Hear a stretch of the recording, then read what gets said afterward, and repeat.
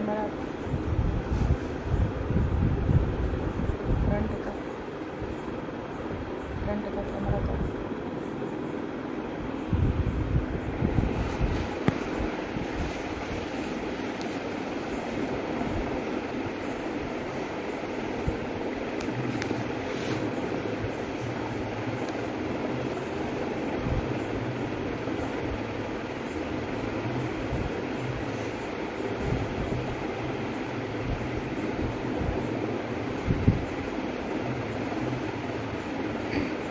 आइए हम अपनी आज की आराधना को शुरू करेंगे।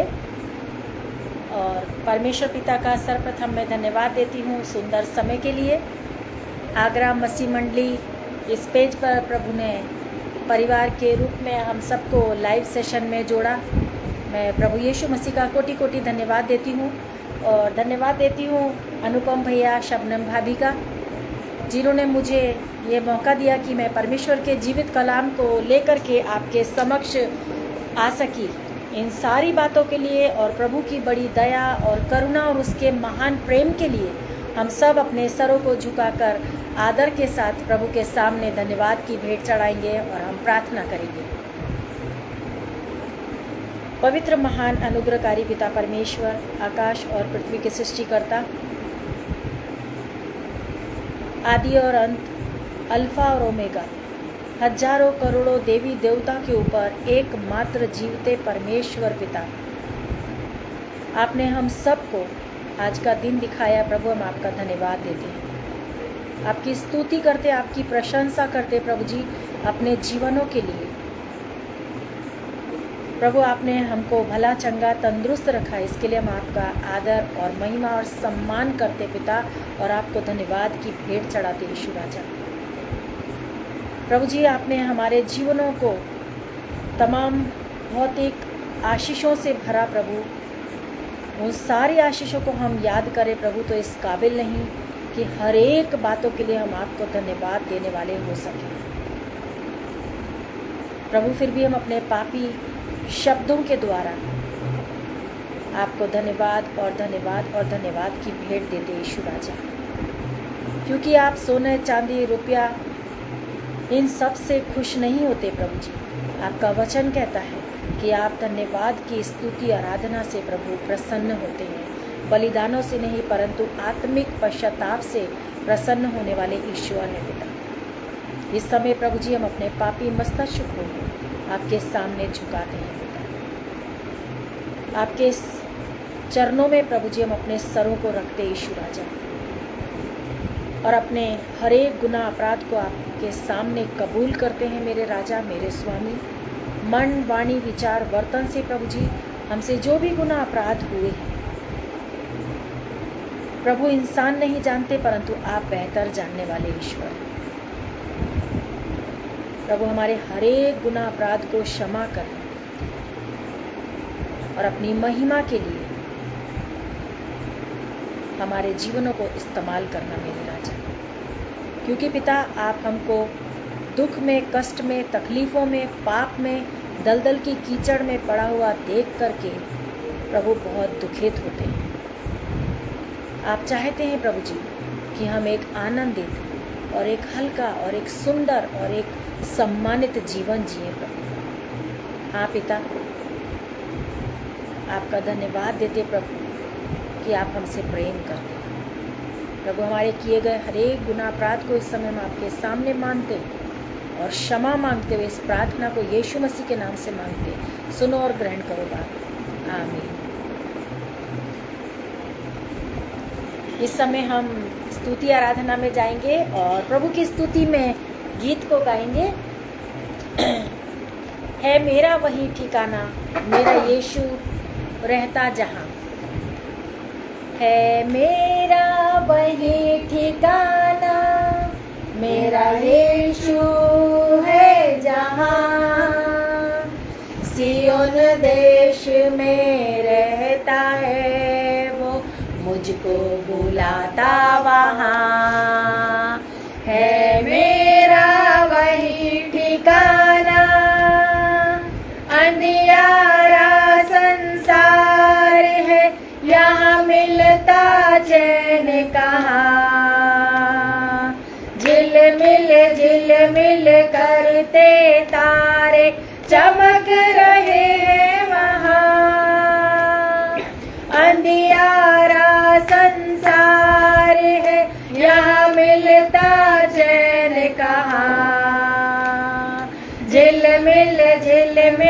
उतरते तारे चमक रहे हैं वहाँ। सब गाए प्रभु की स्तुति और गाए हालेलुया।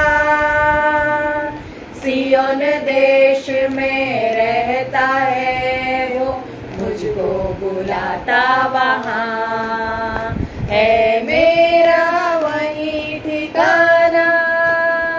पतझड़ का मौसम है सदा और बिखरे कांटे यहाँ। मौसम रहता बहारों का, फूलों की वर्षा वहाँ। पतझड़ का मौसम है सदा और बिखरे कांटे यहाँ। मौसम रहता बहारों का, फूलों की वर्षा वहाँ। खुशबू वहाँ है प्यार की, है शांति कैसी वहाँ। सियोन देश में रहता है वो, मुझको बुलाता वहाँ है मेरा वही ठिकाना। सोने के सिंहासन पर मेरे प्रभु विराजे हैं। दाहिने हाथ पे उनके मेरे यीशु विराजे हैं। सोने के सिंहासन पर मेरे प्रभु विराजे हैं। दाहिने हाथ पे उनके मेरे यीशु विराजे हैं। सब दूतों और संतों की आवाजें है वहाँ। सियोन देश में रहता है वो, मुझको बुलाता वहाँ है मेरा वही ठिकाना।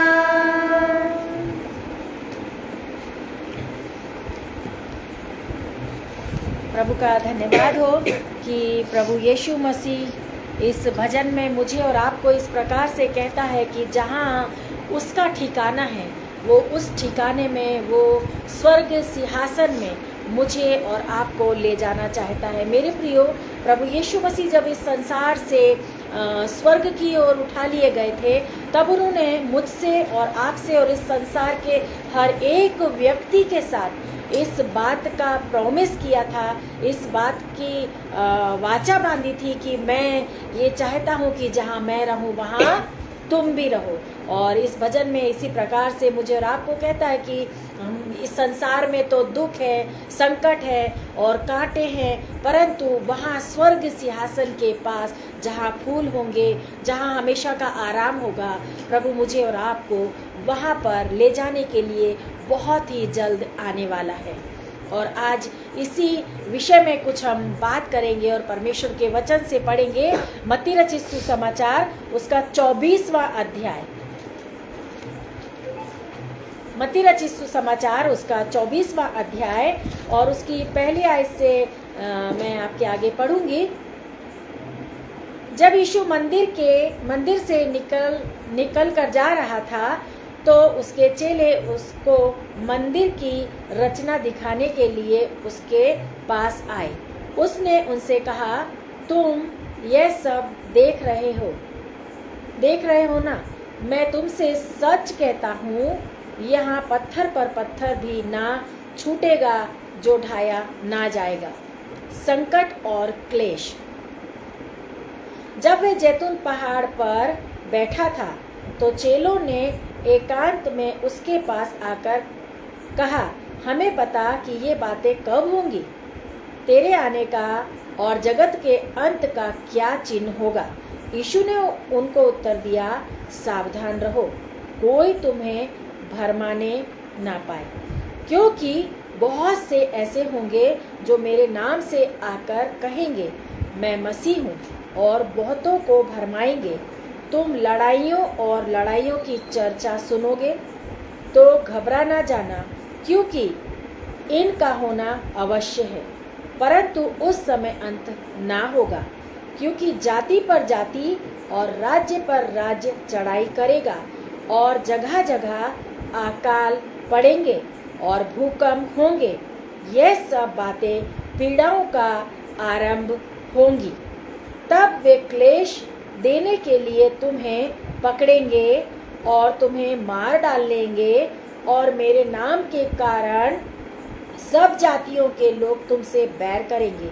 तब बहुत से ठोकर खाएंगे और एक दूसरे को पकड़वाएंगे और एक दूसरे से बैर करेंगे।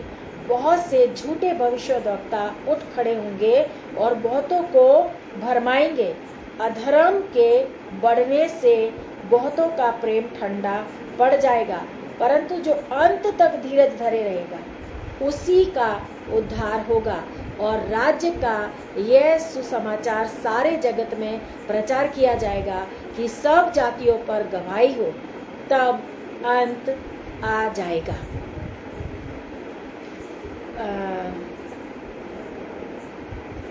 15 आयत से लेकर के और उसकी 23 आयत तक, 15 आयत से लेकर के 24 आयत तक मेरी बेटी साक्षी आपको इस वचन में पढ़ने में अगुवाई करेगी।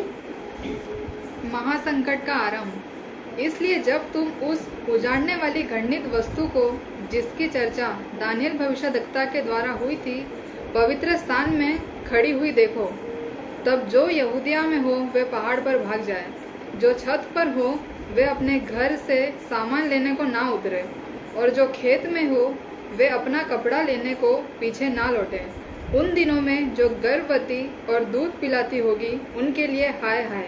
प्रार्थना किया करो कि तुम्हें जाड़े में या सब्त के दिन भागना ना पड़े, क्योंकि उस समय ऐसा भारी क्लेश होगा जैसा जगत के आरंभ से ना अब तक हुआ और ना कभी होगा।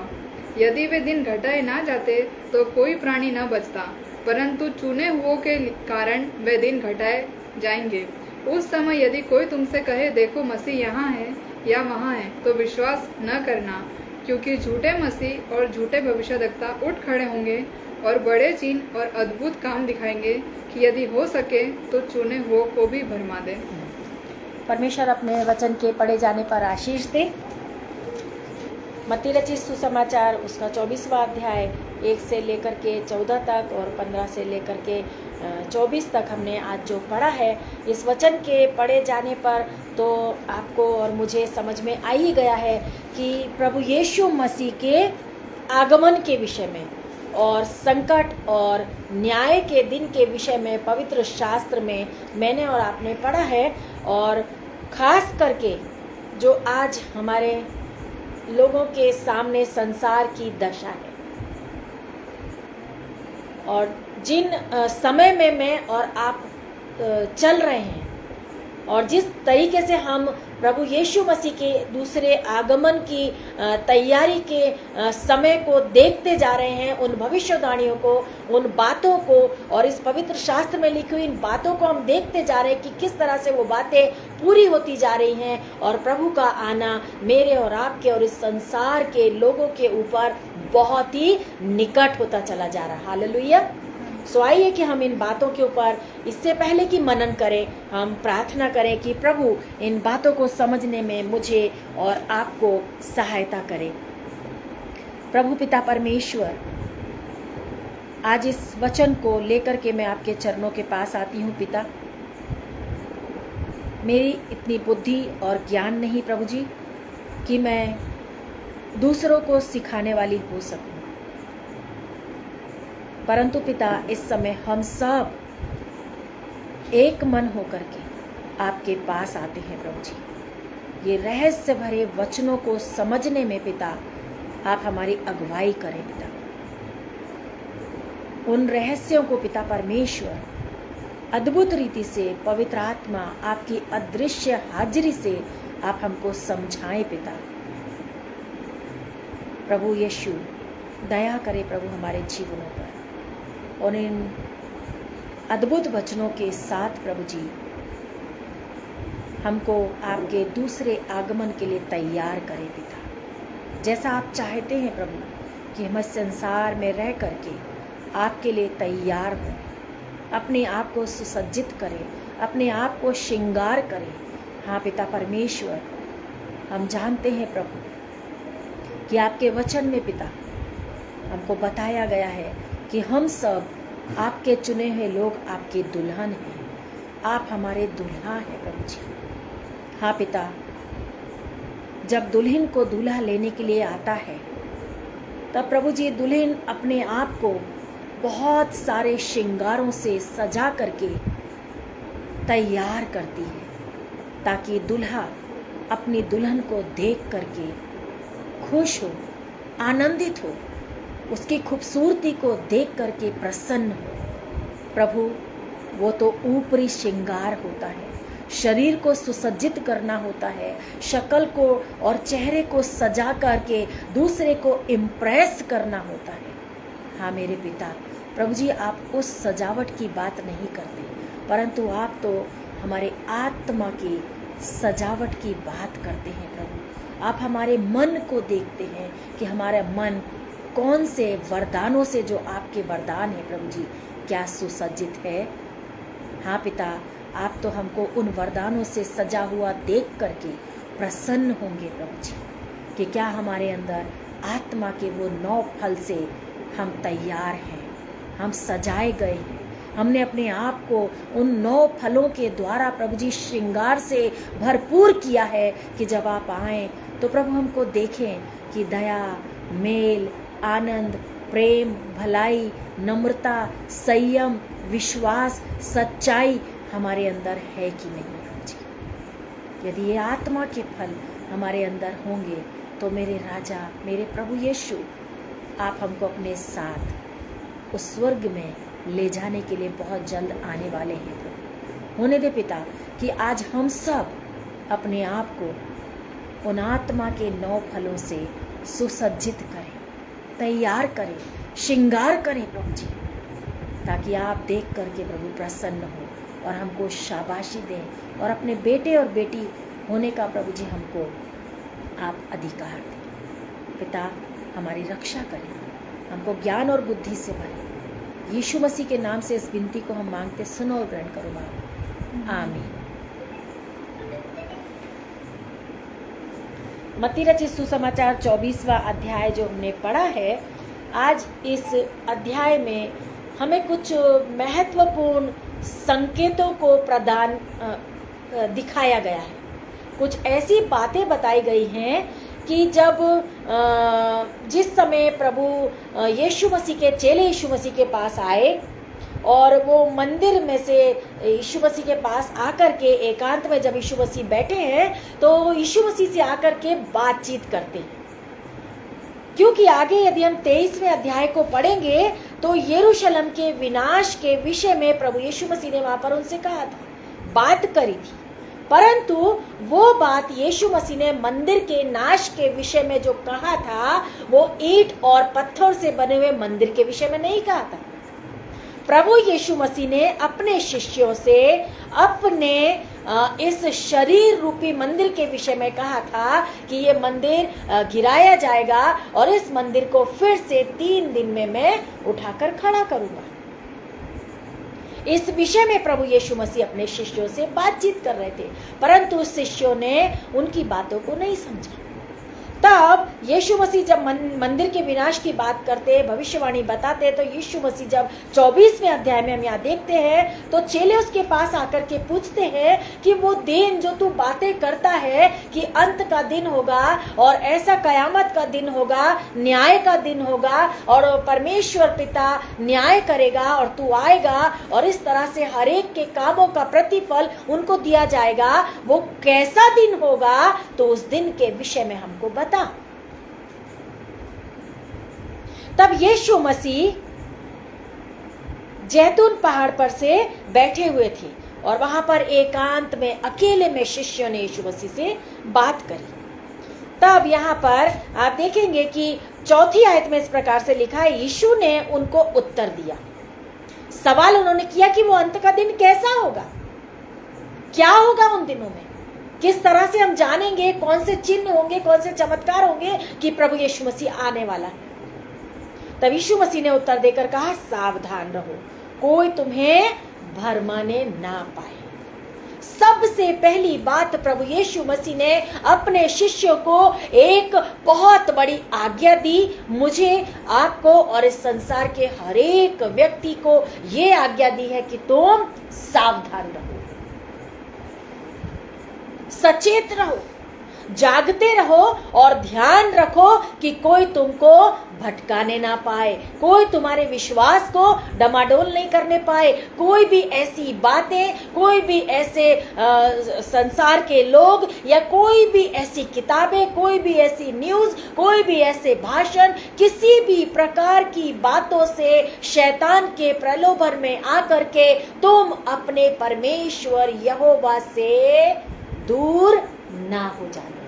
सबसे पहली बात यीशु मसीह ने क्या कहा, अंत के समय में तुम प्रवेश कब करने पाओगे, जबकि तुम सावधान रहोगे। और सही बात है, कभी भी यदि कोई न्यायालय में जाता है व्यक्ति, यदि कोई दो ग्रुप आपस में झगड़ा करते हैं और न्यायालय में जाते हैं, तो न्यायालय में यदि एक ने एक का खून कर दिया, मर्डर कर दिया, अब उसका परिवार न्याय मांगने के लिए यदि जाता है, तो वो न्याय मांगने जाने के लिए क्या रहता है, सावधान रहता है। उन सारी चीजों को जो कि सामने वाली पार्टी ने, विरोध पार्टी ने उनके संग किया है, उन चिन्हों को, उन चमत्कारों को वो क्या करता है, एकत्रित करता है, इकट्ठा करता है ना, ताकि जब न्यायाधीश पर जज साहब जब न्याय करने के लिए बैठेंगे, तब जो गुनहगार होगा उसको, जो न्याय मांगने वाला व्यक्ति होगा, उसको वो उन गुनहगार को वो साबित कर सके। तो वो साबित करने के लिए क्या करना पड़ेगा, न्याय मांगने वाले व्यक्ति को, जो सच्चा व्यक्ति होगा, उन सारी चीजों को बहुत ध्यान पूर्वक फॉलो करना पड़ेगा, बहुत ध्यान पूर्वक एकत्रित करेगा उन बातों को कि मैं कैसे न्याय प्राप्त करूं। अब मुझे और आपको न्याय प्राप्त करने के लिए न्याय के दिन परमेश्वर पिता के सामने, प्रभु यीशु मसीह के सामने खड़े होने के लिए यीशु मसीह कहता है कि तुम सावधान रहो। सबसे पहले अलर्ट बोलता है, होशियार, कोई भी ऐसी बात तुमको क्या कहता है, सावधान रहो। 5वीं आयत में लिखा है, सावधान रहने के बाद बोलता है कोई तुमको भरमाने ना पाए, तो कोई तुमको डमाडोल ना करने पाए, विश्वास से तुमको कोई डगमगा ना दे। फिर 5वीं आयत में कहता है, क्योंकि बहुत से ऐसे होंगे जो मेरे नाम से आकर कहेंगे मैं मसीह हूं, और बहुतों को भरमाएंगे। बहुत सारे ऐसे व्यक्ति आ जाएंगे जो कि इन बातों को प्रूव करेंगे कि मैं ही मसीहा हूं, मैं ही यीशु मसीह हूं, मैं ही सच्चा हूं, मैं ही उद्धार करता हूं। तुम इन बातों को क्यों मानते हो, जगत का अंत कुछ नहीं होगा, यहीं पे ही अंत होगा, यहीं पे स्वर्ग है, यहीं पे नरक है। तुम इन बातों को सुनो और इन बातों को मान करके अपने आप को मेरे पीछे ले आओ। ऐसा होगा, यीशु मसीह कहते हैं, परंतु कहते हैं तुम सावधान रहना, ध्यान रखना, भरमाना मत, कोई तुमको भटका दे और तुम मार्ग से भटक जाओ। छोटे बच्चे होते हैं, यदि वो सही रास्ते पे नहीं चलते हैं, रोड पे चल के जा रहे हैं और यदि वो रॉन्ग साइड चलते हैं, तो मम्मी या पापा साथ में होते तो उनको क्या बोलते, बेटा उस साइड मत चलो, यहाँ चलो, नहीं तो एक्सीडेंट हो जाएगा, बोलते ना। इसी तरह से यीशु मसीह भी मुझे और आपको कहते तुम सावधान रहना, रॉन्ग ट्रैक पर मत चले जाना कि कोई तुमको आकर बोले ऐसा नहीं होगा और तुम रॉन्ग ट्रैक पर जाओगे तो क्या हो जाएगा, एक्सीडेंट हो जाएगा। शैतान के उस हथियार के आगे तुम हार जाओगे, मार्ग से भटक जाओगे। अपना लक्ष्य अपने आगे रखकर ईमानदारी से, सच्चाई से, आत्मा के साथ चलते चले जाना। और फिर कहता है किसी के भी भड़काने में मत आना। फिर आगे 5वीं आयत में इस प्रकार से लिखा है, 6वीं आयत में लिखा है, तुम लड़ाइयों और लड़ाइयों की चर्चा सुनोगे तो घबरा ना जाना, क्योंकि इन सब बातों का होना अवश्य है, परंतु उस समय अंत ना होगा। अब कोई कहेगा ये ऐसा कैसा है, इतने 1000 साल पहले क्या यीशु मसीह को कैसे मालूम था कि पवित्र शास्त्र में इन बातों को मत्ती ने लिख दिया? ये पवित्र आत्मा के द्वारा उनके ऊपर जाहिर किया गया कि अंत का समय होने से पहले ऐसी घटनाएं होंगी। राज्य पर राज्य चढ़ाई करेगा, देश पर देश चढ़ाई करेगा, भाई भाई को मार डालेगा, एक दूसरे की दुश्मन हो जाएंगे, मनुष्य के बीच में से प्रेम आपस में जाता रहेगा, एक दूसरे का ढोंगी पने से लूटेंगे, छेतरपिंडी करेंगे और पाप में जीवन यहाँ तक हो जाएगा कि एक दूसरे के खून के प्यासे हो जाएंगे। ऐसा पवित्र शास्त्र में लिखा है, ऐसा पवित्र शास्त्र में लिखा है। बहुत से ऐसे धर्मों में हमने देखा है, परंतु वहां ऐसा नहीं लिखा कि कोई न्याय होगा। वो कहते न्याय कोई है ही नहीं, परंतु परमेश्वर पिता कहता है कि न्याय का दिन अवश्य है, न्याय होगा। और आज जो मैं और आप इस संसार में देख रहे हैं, कैसे समय समय पर एक देश दूसरे देश के ऊपर वॉर कर रहा है। बहुत थोड़े समय पहले हमने देखा रशिया और यूक्रेन का कितना भयंकर युद्ध चलता रहा, हजारों लोग मर गए। हाल की परिस्थिति में हम देख रहे हैं इजराइल और गाजा में कितना घमासान युद्ध, एक साइड सारी जाति एक हो गई है, एक साइड कुछ देश एक हो गए हैं, एक साइड कुछ लोग अलग हो गए हैं, ग्रुपबाजी हो रही है, जातिबाजी हो रही है। जबकि पवित्र शास्त्र में लिखा है लड़ाइयां और लड़ाइयों की चर्चा सुनोगे, जाति पर जाति और राज्य पर राज्य चढ़ाई करेगा। मेरे प्रियो, परमेश्वर का वचन जो कहता है वो आज मैं और आप देख रहे हैं। एक जाति दूसरी जाति के ऊपर लड़ मरने के लिए, नाश करने के लिए ये ही हो रहा है। परंतु परमेश्वर का वचन मुझे और आपको क्या कहता है? ऐसा होगा, पर तुम घबराना मत, डरना मत, इनका होना तो अवश्य है, परंतु उस समय अंत नहीं होगा। 7वें आयत में लिखा, क्योंकि जाति पर जाति और राज्य पर राज्य चढ़ाई करेगा और जगह जगह अकाल पड़ेंगे और भूकंप होंगे। हाल में भूकंप की चर्चा भी हम सुन रहे हैं, अकाल की चर्चा भी हम सुन रहे हैं। कुछ समय पहले हमने सुना था कितने बड़े बड़े शहरों में और कितने बड़े बड़े राज्यों में महंगाई ने लोगों को भूखा मरने के लिए मजबूर कर दिया था। पाकिस्तान में हमने सुना था कि राशन नहीं मिल रहा था, आटा नहीं मिल रहा था। ये क्यों हो रहा है? क्या ऐसा ही हो रहा है?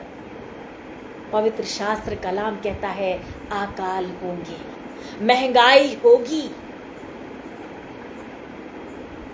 लड़ाइयां होंगी, मारकाट मचेगी, वॉर होगी, ऐसा सब होना अवश्य है। परंतु ये तो सब पीड़ाओं का आरंभ है, शुरुआत है। इतने में ही तुम यदि घबरा जाओगे तो अभी तो आगे और क्या क्या सहना है। देखो 8वीं आयत में क्या लिखा? ये सब बातें पीड़ाओं का आरंभ होगी, शुरुआत है। ये तो अभी तो हमने सहा ही नहीं है, अभी तो बाहर देशों में चल रहा है।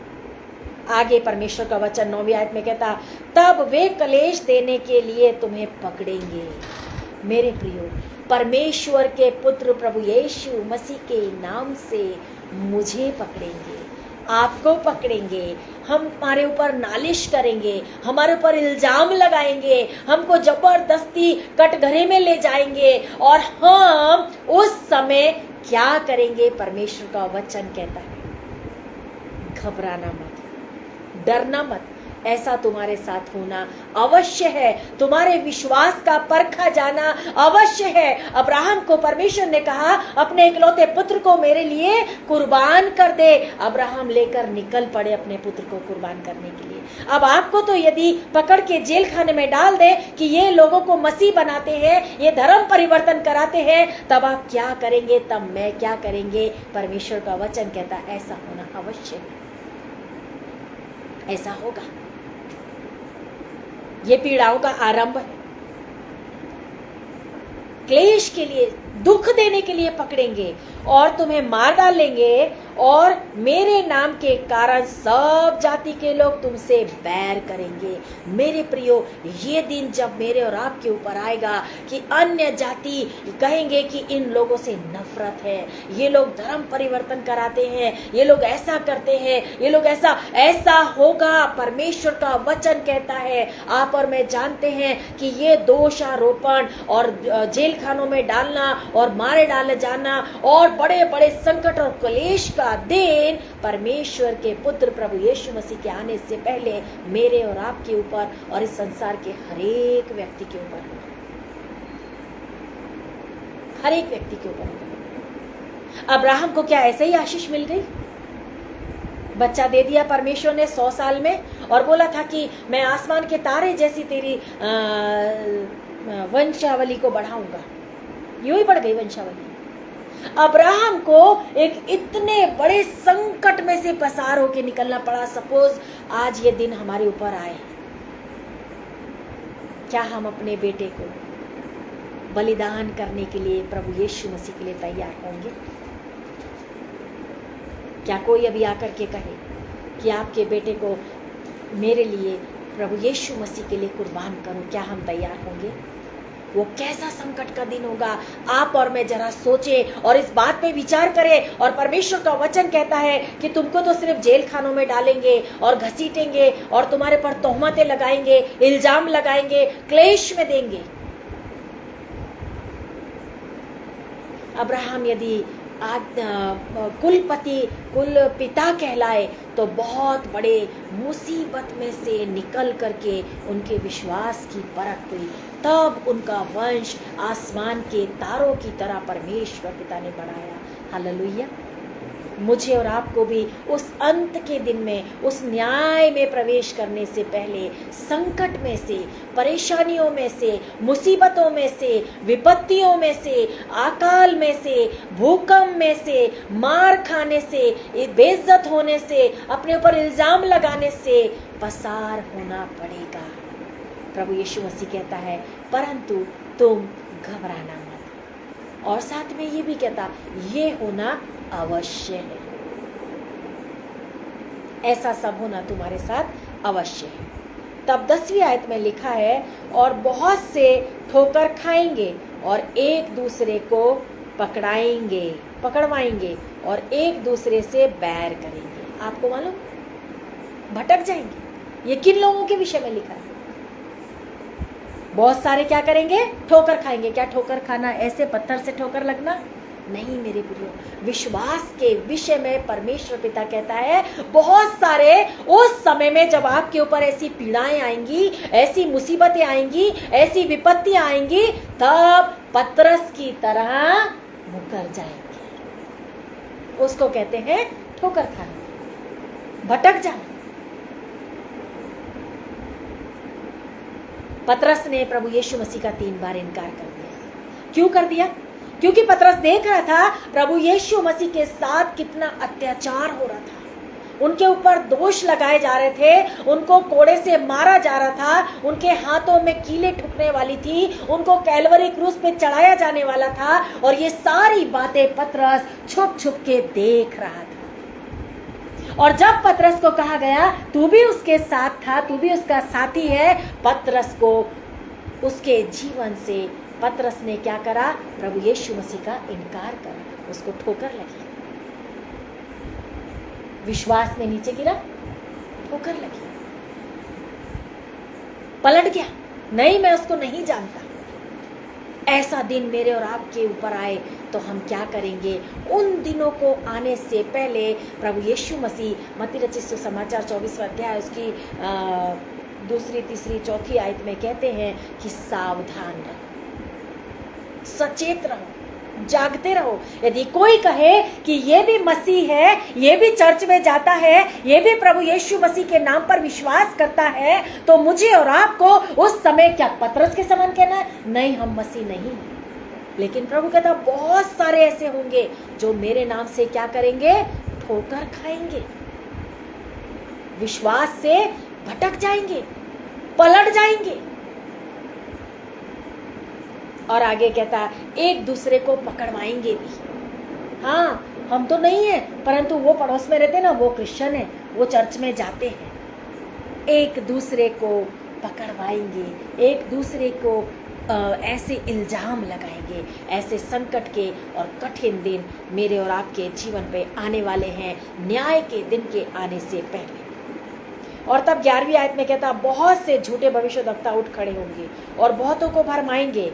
अधर्म के बढ़ने से बहुतों का प्रेम ठंडा पड़ जाएगा, परंतु जो अंत तक धीरज धरे रहेगा उद्धार उसी का होगा। जो अंत तक धीरज धरे रहेगा क्या होगा? बहुतों का प्रेम ठंडा पड़ जाएगा। अंत तक धीरज धरेगा उन्हीं का उद्धार होगा। हम एक आयत निकालेंगे, प्रकाशित वाक्य उसका 4वां अध्याय, प्रकाशित वाक्य उसका 6वां अध्याय।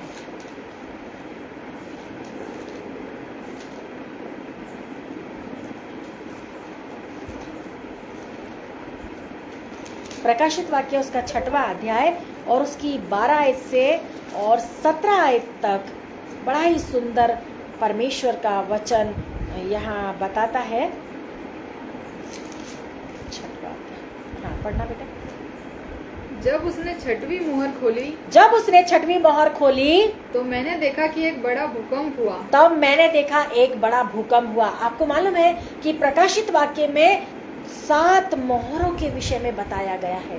पहली मोहर खुलेगी तो क्या होगा, दूसरी मोहर खुलेगी तो क्या होगा, तीसरी मोहर, चौथी मोहर, 5वीं। और यहाँ पर यूहन्ना कहता है, दर्शन में देखता है कि जब न्याय का दिन आया और 6वीं मोहर खुली तो एक बड़ा भयंकर भूकंप हुआ। और फिर क्या हुआ भूकंप के बाद? और सूर्य कंबल के समान काला, और पूरा चंद्रमा लहू के समान हो गया। ये 6वीं मोहर आने से पहले प्रभु यीशु मसीह के जब 6वीं मोहर खुलेगी तब ऐसा भयंकर भूकंप आएगा कि सारी पृथ्वी उसके आने से पहले कंपित हो जाएगी। अभी तो हम जगह जगह पे भूकंप की चर्चा सुन रहे हैं। और सूरज कंबल के समान काला हो जाएगा, प्रकाश नहीं होगा, और चंद्रमा लहू के समान लाल हो जाएगा, बाइबल कहती है। और उसके आगे फिर आकाश के तारे पृथ्वी पर ऐसे गिरेंगे जैसे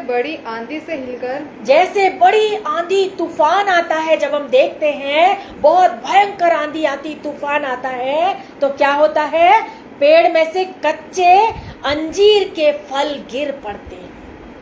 बहुत भयंकर तूफान आ जाता, आंधी आती है तो जो फल का सीजन होता है, तूफान के आने से पेड़ गिर पड़ते हैं। इस तरह से प्रभु यीशु मसीह के आने से पहले मेरे प्रियो अंत तक जो धीरज धरेगा, वचन कहता है मत्ती रचित सुसमाचार 24वें अध्याय में, उद्धार उसी का होगा।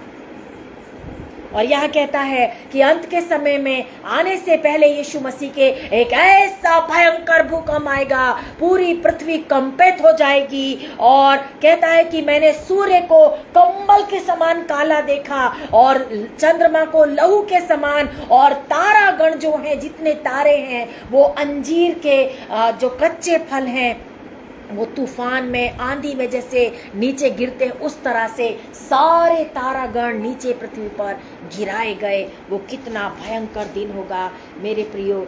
और 15वीं आयत पढ़ना बेटा, नहीं 14वीं आयत पढ़ना। आकाश ऐसा सरक गया जैसा पत्थर लपेटने से सरक जाता है। हाँ। और हर एक पहाड़ और टापू अपने अपने स्थान से टल गया। हर एक पहाड़, हर एक टापू, हर एक जगह यीशु मसीह के आने से पहले अपने अपने स्थान से हिल जाएंगे, कंपित हो जाएंगे, कांप जाएंगे। मेरा प्रभु जब आपको और मुझे लेने के लिए इस पृथ्वी पर आएगा, बहुत सारे चिन्ह और चमत्कार मुझे और आपको तैयारी के लिए यूहन्ना रचित सुसमाचार बताता है, मत्ती रचित सुसमाचार बताता है, योएल नबी की पुस्तक में बताता है, प्रकाशित वाक्य की पुस्तक में बताता, होशे नबी की पुस्तक में बताता। हमारे पास समय नहीं है, लेकिन हम अगर आप पढ़ेंगे तो योएल नबी की पुस्तक उसका 2 अध्याय 12वीं आयत में पढ़ सकते हैं कि प्रभु यीशु मसीह के आने के समय में क्या होगा। होशे नबी की पुस्तक उसका 4 अध्याय 1 से लेकर 3 तक आप पढ़ सकते हैं, 6 से लेकर 12 तक आप पढ़ सकते हैं। होशे नबी की पुस्तक 5वां अध्याय 4वीं आयत में आप पढ़ सकते हैं कि अंत के समय में क्या क्या होगा, अंत के समय में क्या क्या होगा।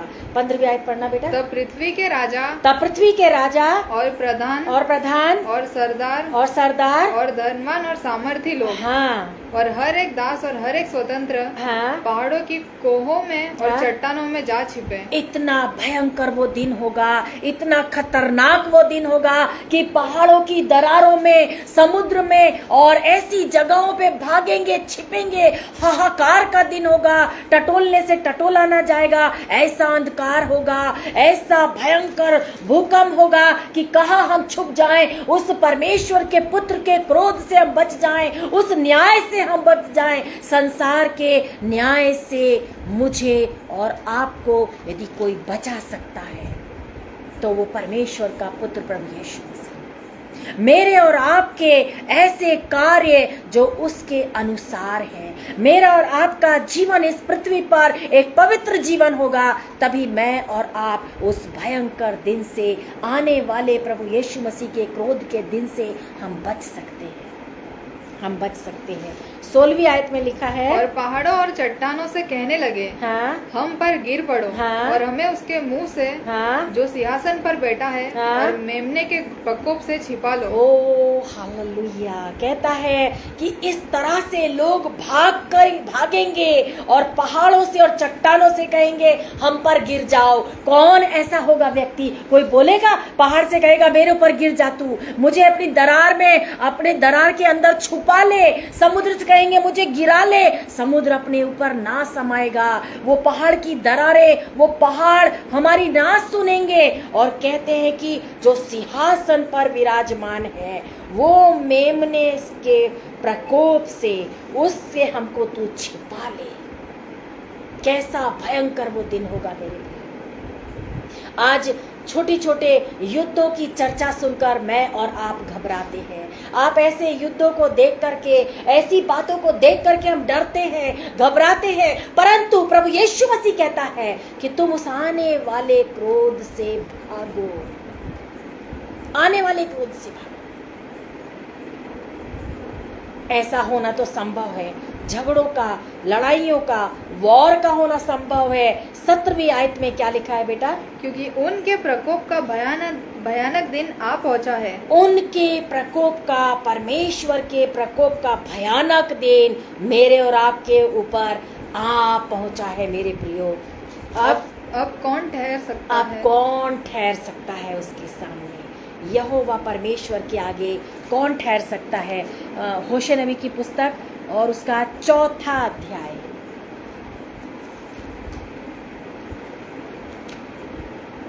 होशे नबी की पुस्तक उसका 4था अध्याय और उसकी पहली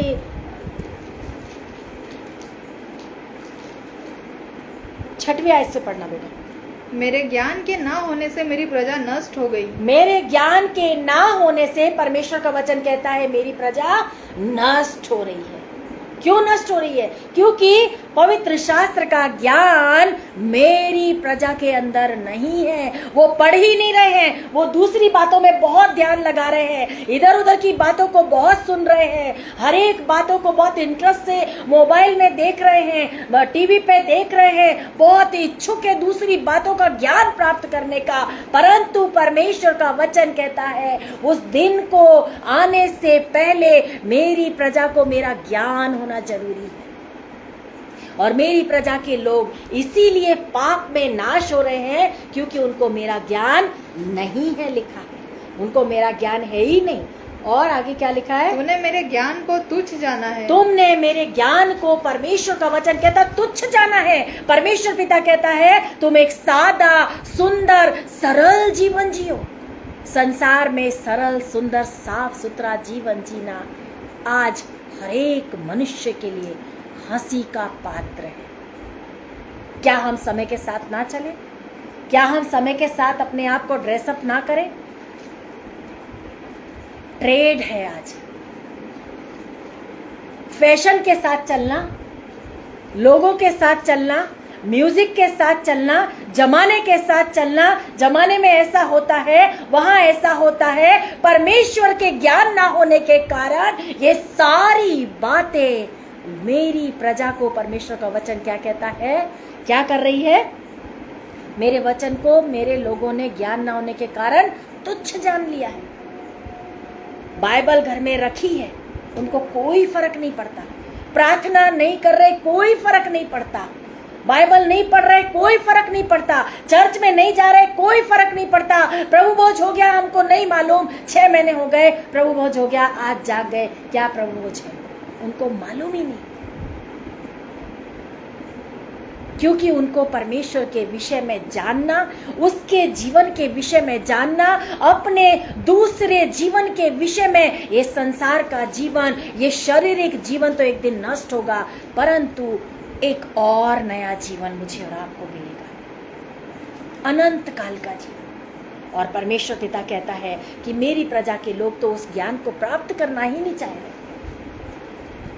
और आगे इस प्रकार से लिखा है, इसलिए मैं तुझे अपना याजक रहने के अयोग्य ठहराऊंगा, अपना याजक रहने के अयोग्य ठहरा दूंगा, क्योंकि तुम्हारे अंदर तो मेरा ज्ञान ही नहीं है। मेरी भेद की बातें जो होने वाली है मैं तुम्हारे पर कैसे प्रकट करूंगा, कैसे प्रकट करूंगा? आपको मालूम है, जब पति पत्नी एक मन होते हैं तभी उनके बीच में एक दूसरे की कोई बातें छुपती नहीं है। यदि पत्नी के दिल में कुछ भी बात होगी, किसी ने उसको कुछ बोला होगा या कोई ऐसी बात उसने सुनी होगी, वो अपने पति के आगे उन बातों को प्रकट करेगी। यदि पति के दिल में कुछ ऐसी बातें होंगी, वो अपनी पत्नी के आगे उन बातों को प्रकट करेगा, क्योंकि वो दोनों एक मन है। परमेश्वर का वचन कहता है, मैं तुम्हारे अंदर, तुम्हारे मन में वो आने वाली बातों को कैसे प्रकट करूं, क्योंकि तुम तो मेरे साथ एक मन हो ही नहीं। जहां 2 व्यक्ति एक मन होते हैं, उनके बीच में कोई पर्दा नहीं होता है। हालेलुया। पर्दा कहाँ होता है, गैप कहाँ होता है, डिस्टेंस कहाँ होता है? जहां दूरियां होती हैं, दूरियां होती हैं। और अंत के समय में, जब हम अंतिम दिनों में चल रहे हैं, हमको क्यों उन बातों का ज्ञान नहीं है? क्योंकि हम अपने प्रभु के साथ एक मन नहीं है। क्योंकि परमेश्वर का वचन कहता है, मेरी प्रजा मेरे साथ एक मन नहीं है, ज्ञान नहीं है उनको, इन बातों की समझ ही नहीं है। आज बच्चों को अभिषेक बच्चन के विषय में बहुत अच्छे से मालूम होगा, जवान बेटे बेटियों को ऐश्वर्या राय के पूरा बायोडेटा मालूम होगा, परंतु रूथ के बायोडेटा के विषय में नहीं मालूम होगा। रूथ कौन थी, उसका कैसा जीवन था। अगर जवान बेटियों को इस विषय में वो रूथ की किताब उठाकर पढ़े और उनको पता हो कि जब रूथ का पति मर गया, वो विधवा हो गई, उसकी सास भी विधवा थी, वो भी विधवा थी, उसकी जेठानी भी विधवा थी, और जब उसकी जेठानी ने कहा, सास ने कहा, चलो अब यहाँ हमारा कोई भी नहीं है, हम तीनों विडो एक घर में अकेले रहते, एक गांव में अकेले रहते, हम दूसरे देश में चले जाते, क्योंकि यहाँ तो अकाल पड़ रहा है, मरी पड़ रही है, भूकंप है। तब नाओमी ने अपनी दोनों बहुओं को बुलाकर कहा, रूथ और ओरपा को, कि मेरे कोख में अब और बच्चे नहीं हैं, मेरे पास और बच्चे नहीं हैं कि मैं तुमको अपनी बहुएं बनाकर रख सकूं। तुम अपने अपने लिए अपना अपना मार्ग चुन लो और चली जाओ, और अपना अपना घर बसा करके अपने परिवार खानदान में चली जाओ, मुझे मेरे हाल पे छोड़ दो, मैं यहाँ से मेरे लोगों में चली जाती हूँ। मेरे प्रियो, ये जवान बेटियों को आज नहीं मालूम कि ओरपा ने अपनी सास नियोमी को क्या जवाब दिया और रूथ ने अपनी सास को क्या जवाब दिया। ओरपा तो अपनी सास की बात सुन करके और दूसरे पति की तलाश में, अपने प्रियो की तलाश में, अपने जीवन को अच्छा बनाने की तलाश में छोड़कर अपनी सास को चली गई, आगे बढ़ गई। परंतु रूथ ने अपनी सास से कहा, मैं तुझे मरते दम तक नहीं छोड़ूंगी। क्यों नहीं छोड़ूंगी? क्योंकि रूथ जीवते परमेश्वर को जानती थी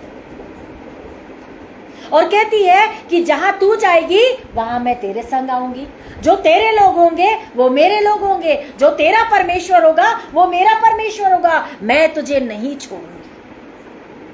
आज बेटियों को, जवान स्त्रियों को पति मर जाने के बाद ये बात नहीं पता रहती है कि मेरा न्याय करने वाला मेरा परमेश्वर, परंतु वो तुरंत दूसरे पतियों को, दूसरे आदमियों को ढूंढने लगती अपने जीवन के लिए।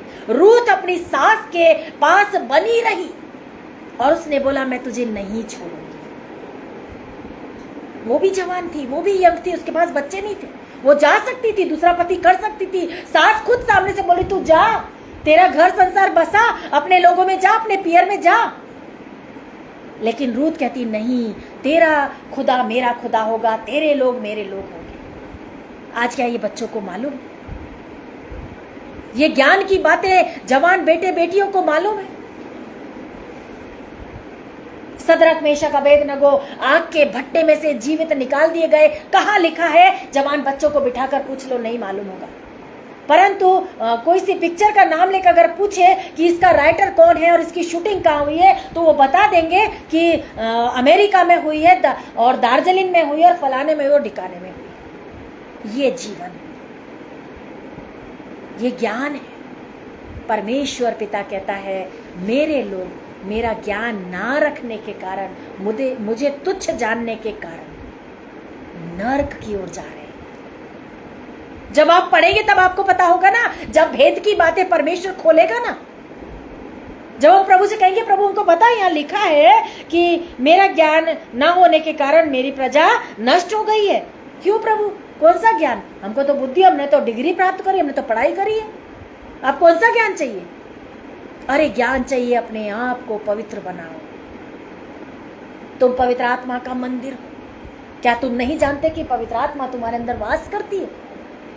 क्या तुम नहीं जानते कि अंत के दिन जब मैं न्याय करूंगा तो मैं देखूंगा कि तुमने इन हाथों से कौन से घिनौने काम किए।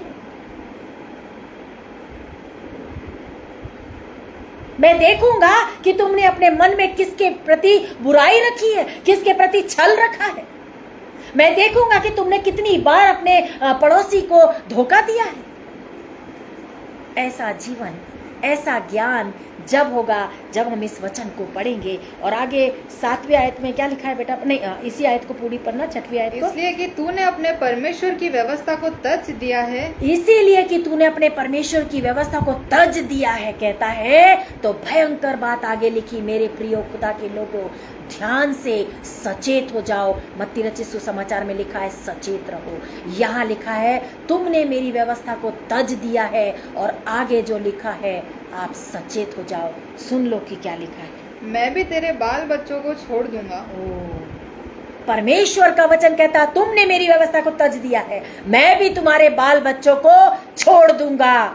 वो जैसा नफट जिए वैसा जिए, वो जैसे पाप के मार्ग पे चले वैसा चले, मैं भी उनको छोड़ दूंगा। क्योंकि तुम्हारे अंदर ज्ञान नहीं है तो तुम अपने बच्चों को ज्ञान की बातें कहां से सिखाओगे? जब तुम ही अपने परमेश्वर से दूर हो तो तुम उस मार्ग पर उनको कहां से लाओगे? जब तुम ही नहीं जानते हो कि दानियल किस तरह से शेरों की मान से निकाला गया, तो तुम अपने बच्चों को क्या बताओगे? इसीलिए तुम तो पाप के मार्ग पे निकल पड़े हो, मैं तुम्हारे बाल बच्चों को भी उन्हीं मार्ग पे जाने दूंगा। जब तुमको ज्ञान नहीं है तो तुम अपने बच्चों को उस मार्ग पे कहां से लाओगे? मेरे प्रिय भाइयों बहनों, मुझे और आपको माता पिता होने के नाते पवित्र शास्त्र के ज्ञान की बातों को समझना है। मुझे और आपको इन बातों का मनन करना है। मुझे और आपको प्रभु यहोवा का भय मान के अपने जीवन को, अपने रोजमर्रा की लाइफ को इस तरह से प्रभु के डर और भय में चलाना है कि हमको देख करके हमारे बच्चे भी उन्हीं चीजों को फॉलो करें। यदि मैं दिन रात मोबाइल में और दिन रात काम कर दिया और मोबाइल लेके पड़ी रहूंगी, तो मेरे घर में यदि छोटा बच्चा है तो मेरा बच्चा भी मुझे देख करके वो भी मोबाइल को खेलना शुरू कर देगा, और वो भी जब पूरे समय मोबाइल में ही व्यस्त रहना पसंद करेगा। और जब वो उसका हैबिट पड़ जाएगी और तब मैं उसको बोलूं कि छोड़, तो क्या वो छोड़ेगा? नहीं। मुझे और आपको छोटेपन से उस पौधे को यदि वो हवा से टेढ़ा हो गया है तो लकड़ी लगाकर सीधा कर देना है। परमेश्वर का वचन कहता है सचेत रहो, जाग जाओ। आगे क्या लिखा बेटा? जैसे वे बढ़ते गए वैसे ही वे मेरे विरुद्ध पाप करते गए। मैं उनके वैभव के बदले उनका अनादर करूंगा। अनादर करूंगा। आज क्यों मसीहों के बच्चों का तिरस्कार है? आज क्यों क्रिश्चियन बच्चों का अनादर है? सबसे ज्यादा यदि किसी का अनादर है इस संसार में तो मसीही जवान बेटे बेटियों का। क्यों? ये बाइबल में लिखा है। क्योंकि तुमको मेरा ज्ञान नहीं है, इसीलिए मैंने तुम्हारे बच्चों का अनादर होने के लिए उनको छोड़ दिया है। पढ़ने में आज 0 है मेरे और आपके जवान बेटे बेटी, और तमाम पाप में नंबर 1 है मेरे और आपके बेटे बेटी। सबसे पहले यदि किसी का नाम आएगा तो मसीही लोगों का नाम आएगा। किसी भी गलत काम में इनकी जात में तो ऐसा होता ही है, क्योंकि इनकी जात को इस जीवते परमेश्वर के वचन का ज्ञान नहीं है। इसीलिए परमेश्वर का वचन कहता है इसको ज्ञान की बातों को पढ़ो, और जब तुम पढ़ोगे तब तुमको पता होगा कि भजन संहिता 1 में क्या लिखा है। जवान बेटे बेटियों के विषय में बहुत ही सुंदर लिखा है। क्या ही धन्य वह पुरुष जो दुष्टों की युक्ति पर नहीं चलता और न पापियों के मार्ग में खड़ा होता और न ठट्ठा करने वालों की मंडली में बैठता है। जब आप पढ़ोगे तो आपको पता होगा कि हमको पापियों के संग नहीं खड़ा होना है, हमको ठट्ठा करने वालों की मंडली में नहीं बैठना है। फालतू में खड़े होकर के 4 लोग खड़े हैं, एक बेचारा वहां से यदि लंगड़ा जा रहा है उसको देख करके हंसी ठटोले कर रहे हैं, यदि किसी ऐसी स्त्री ने कोई ऐसे अश्लील कपड़े पहने उसको देख करके मजे ले रहे हैं, उसको देख करके ठट्ठा कर रहे, हंसी उड़ा रहे। क्यों? क्योंकि हमको नहीं पता है कि भजन संहिता 1 में हमारे लिए इस तरह से दाऊद ने लिखा है कि वो पुरुष क्या ही धन्य है जो दुष्टों की युक्ति पर नहीं चलता है। जब हम इन बातों को पढ़ेंगे तब हमारे अंदर ये ज्ञान की बातें आएंगी, और तब हमारे बाल बच्चे अनादर से हट करके इज्जत की ओर जाएंगे। ऐसा करने के लिए, एक आदर्श जीवन जीने के लिए मुझे और आपको परमेश्वर के वचन का ज्ञान करना और मनन करना और पढ़ना बहुत जरूरी। 7वीं आयत पढ़ के हम इसको अंत करेंगे। वे मेरी प्रजा के पाप बलियों को खाते हैं और प्रजा के पापी होने की लालसा करते हैं। 7वीं आयत बेटा, 7वीं। जैसे वे बढ़ते गए वैसे ही वे मेरे विरुद्ध पाप करते गए। हाँ। मैं उनके वैभव के बदले उनका अनादर करूंगा। हाँ। वे मेरी प्रजा के पाप बलियों को खाते हैं। हाँ। और प्रजा के पापी होने की लालसा करते हैं। हाँ, 9वीं। इसलिए जो प्रजा की दशा होगी वही याजक की भी होगी। हाँ। मैं उनके चाल चलन का दंड दूंगा और उनके कामों के अनुकूल उन्हें बदला दूंगा। हरेक के कामों के अनुसार हरेक को बदला मिलेगा।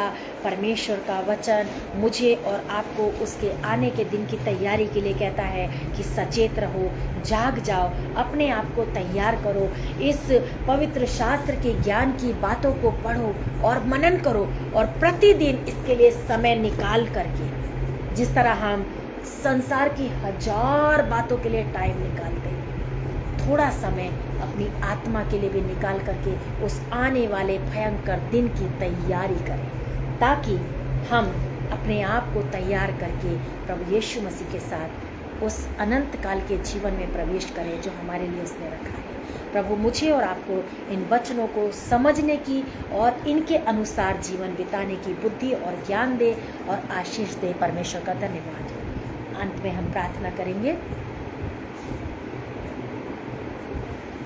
प्रभु जी, आपका धन्यवाद देती हूँ सुंदर वचन के लिए पिता। अंत के समय में आपके आने का क्या चिन्ह होगा, ऐसा यीशु मसीह आपके चेलों ने आपसे प्रश्न करा, और आपने उस प्रश्न के उत्तर में बताया कि जाति पर जाति, राज्य पर राज्य चढ़ाई करेंगे, अकाल होंगे, भूकंप आएंगे, महामारी पड़ेगी, लोग मेरे नाम से तुमसे नफरत करेंगे, अदालतों में घसीटेंगे, दोष लगाएंगे, निंदाएं करेंगे। ऐसा सब होना तो पीड़ाओं का आरंभ होगा। सचेत रहो, सावधान रहो, कोई तुमको तुम्हारे विश्वास से भटकाने ना पाएगा।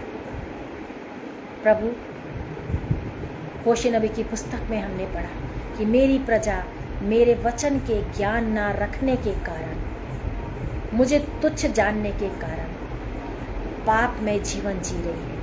ओ प्रेमी पिता परमेश्वर, आपका आना बहुत निकट है प्रभु जी। न्याय का दिन बहुत निकट है। हम संसार की इन्हीं बातों को देख करके सोचते हैं कि कभी कोई न्याय नहीं होगा, कभी यीशु मसीह नहीं आएगा, परंतु पिता आपका वचन हमको बताता है कि बहुत जल्द आप आने वाले हैं। वो भयंकर दिन हमारे जीवनों पर आने वाला है। प्रभु, हम अपने आप को आपके आगमन के लिए तैयार करें।